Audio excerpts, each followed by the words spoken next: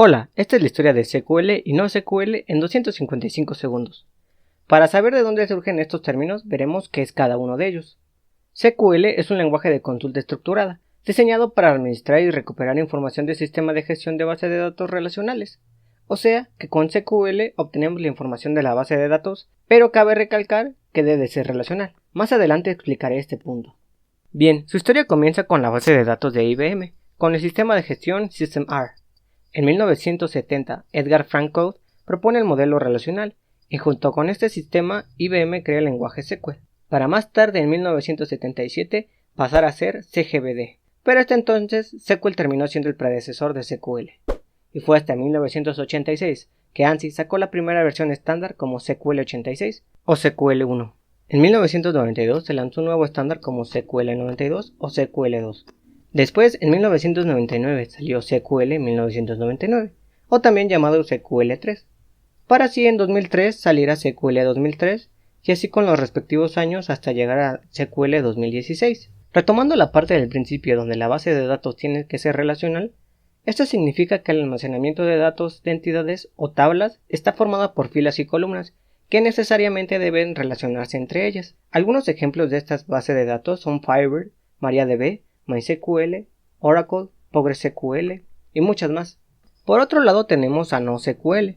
Es justo eso, NoSQL, un enfoque hacia la gestión de datos y el diseño de base de datos que es útil para grandes conjuntos de datos, y estos pueden estar distribuidos pero sin que estén relacionados o que tengan una estructura fija. Originalmente el término lo utilizó Carlos Strozzi en 1998 para referirse a su base de datos. Esta era una base de datos open source, ligera, que no ofrecía una interfaz SQL, pero sí seguía el modelo relacional. Vaya ironía, ¿no? Hasta el 2009 estas 5 letras cayeron en el olvido, pero fue Johan Åkesson, entonces empleado de Last.fm, quien organizó un evento para tratar las bases de datos distribuidas de código abierto no relacionales, llamándolas NoSQL, no Only SQL. Las principales características de este lenguaje es de que no implementa un mecanismo rígido de consistencia que garantiza la integridad de los datos, sino que consta de un sistema de consistencia eventual, o sea que los cambios realizados serán vistos inmediatamente. Algunos ejemplos de este lenguaje son Cassandra, Redis, MongoDB o CouchDB. Con todo esto puede llegar a ser confuso, porque ¿cuándo se debe ocupar cada una de ellas? ¿Una es más buena que la otra? Para que quede más claro veremos las ventajas y desventajas que tiene cada una de ellas, y en dónde se puede aplicar.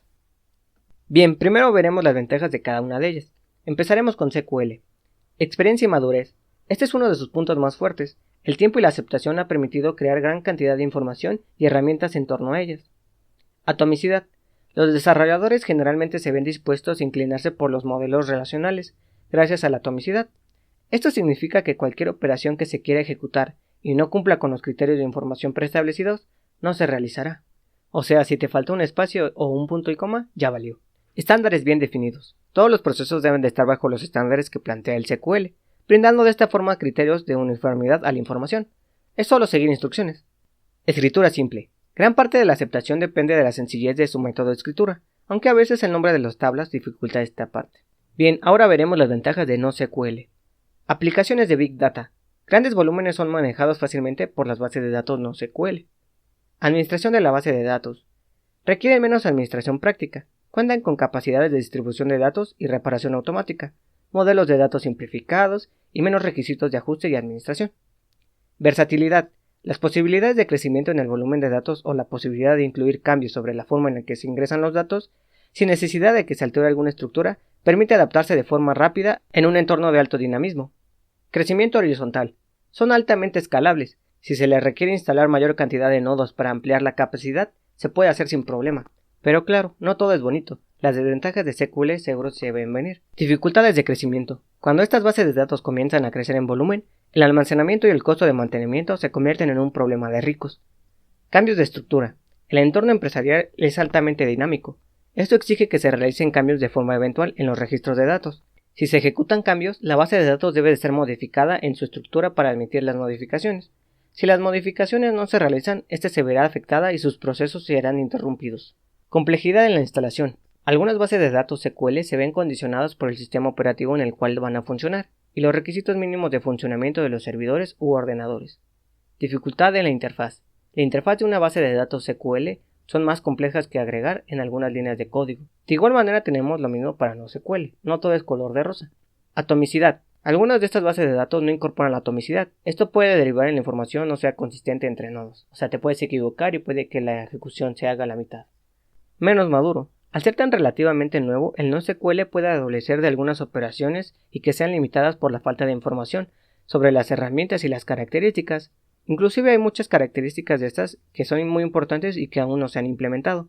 Baja estandarización. No se tiene un criterio plenamente definido entre los motores que se utilizan en este tipo de base de datos. El lenguaje tiende a variar según el tipo de base de datos que se vaya a utilizar. Herramientas GUI. La mayoría de las bases de datos NoSQL no contienen una interfaz gráfica. Requiere conocimiento especial para poder ejecutar alguna de ellas. Sabiendo esto, se puede usar cada una de ellas para cosas diferentes. Déjanos en los comentarios si quieres un curso para ver más a detalle las diferencias y las aplicaciones de cada una de ellas. Esto es todo, Cademers. Esto fue la historia de SQL y NoSQL en 255 segundos.